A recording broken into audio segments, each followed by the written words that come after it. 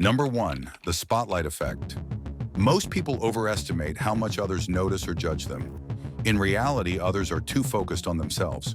Understanding this reduces social anxiety and builds confidence in public or online spaces.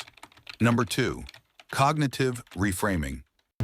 This hack helps you change your emotional reaction by changing how you view a situation. Instead of saying, "I failed," say, "I'm learning." The brain follows your perception. Number 3, delayed gratification. Dopamine reset. The ability to delay short-term rewards in favor of long-term goals strengthens willpower. Avoid easy dopamine like junk food, scrolling, or instant reward. Choose progress over pleasure. Number 4, negative visualization.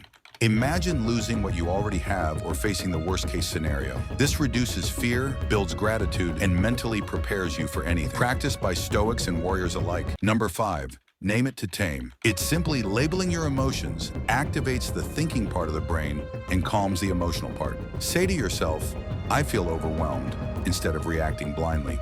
Number 6, the mirror exposure technique. Look yourself in the mirror and talk with authority.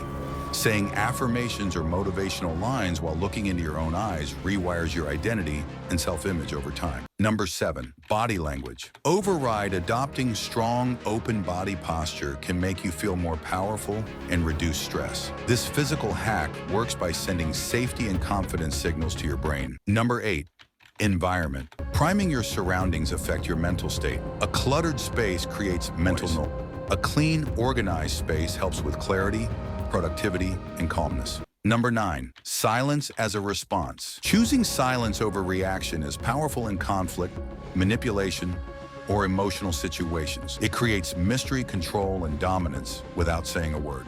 Number 10, the 3-second rule. When you hesitate on a task, count down. 3, 2, 1, and move.